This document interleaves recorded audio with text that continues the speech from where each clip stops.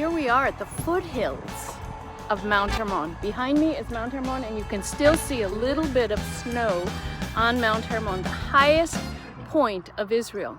It stands at 2,224 meters where our final army station is. And that's a ski slope in February and January if we have snow.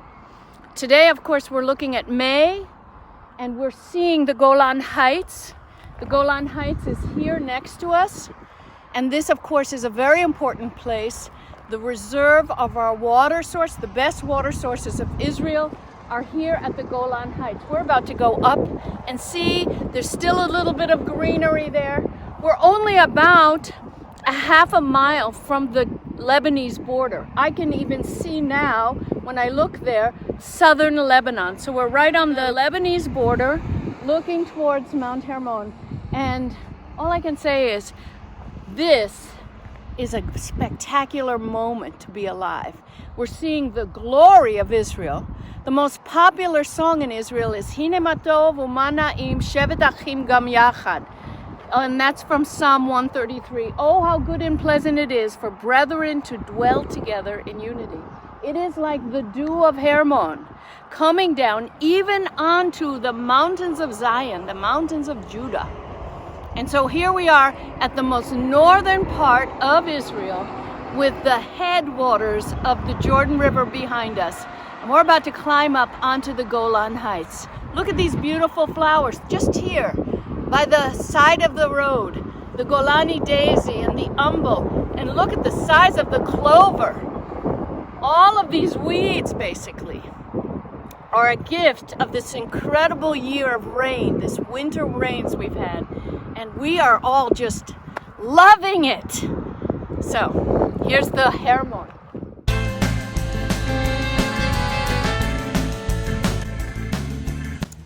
So I'm standing in the area of Caesarea Philippi that we read about, of course, in the Gospels, where the Lord asked that important question, who do you say that I am? And of course, this is the area where Philip had his capital, and that's where the name Caesarea Philippi comes from. Above me here is a medieval castle called Nimrod's Castle today. Of course, it wasn't called that then. And it's in really, really good ruins there to visit if you ever get here. And below me here is the Sar River. All of this is water coming from the melting snow of Mount Hermon. So we're just climbing up now onto this heights known as the Golan Heights. One of our most strategic areas in all of Israel is the Golan, because without this buffer zone, Syria would be right here, and probably we'd be in the midst of an unending civil war. People have pressured Israel to give up the Golan Heights, this small little area. But we never have, and I pray we never will. And just recently, last spring, about a year ago, President Trump of America acknowledged that the Golan Heights has been legally annexed and is part of Israel proper, and it is no longer a disputed area. So we're right here on the Syrian border at the Quneitra Overlook. And we can see the UN headquarters of the peacekeepers that are right on the border. We can see the windmills over there, and those windmills are marking our border with Syria.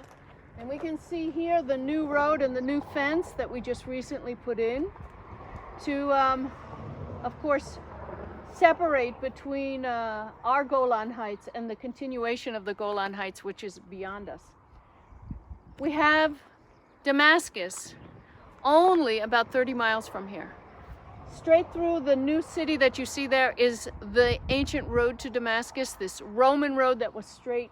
And of course, somewhere within what we're looking at right now, that man named Saul, also known as Paul, had that turnaround experience in the book of Acts, in Acts 9.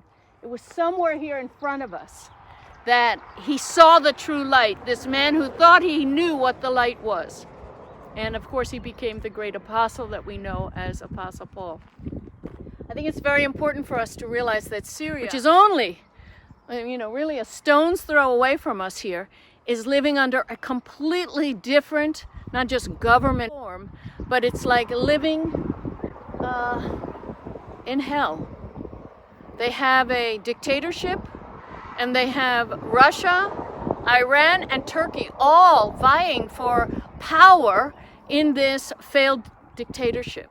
And in addition to that, we have one organization after another that have fought each other in a terrorist manner. So we have on our border here, if you hear anything about Israel defending itself, it's because right behind us here on the Golan Heights is basically Iran, Russia, Turkey, and the dictatorship of Assad, and all the terrorist organizations who have set up shop. It's a very dangerous place, but we feel completely safe here on the Golan. And we're experiencing the coolness of the air from Mount Hermon. The snow air is still cool and fresh. The Golan is green. We have incredible water sources here. And Israel's policy is to plant our orchards to the last centimeter. And what we see in front of us is you pick orchards of apples and cherries and pears. All of them go straight to the border with Syria. You know what that means? We are not living in fear. We are living here knowing that we have a right to be here, and we are in the ancient tribal land of Manasseh. Well, we've had a beautiful day. We've seen the Jordan. We've seen the snow on Mount Hermon. We've seen the rivers coming out of the snow.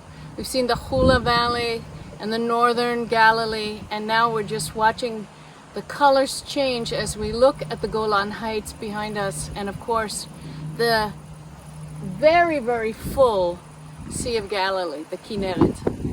And I just want to say I thank God for every drop of rain He sent us, and for the beauty of this land. He certainly gave us a land flowing with milk and honey. And we feel very privileged to be in this land and to be part of the people of this land.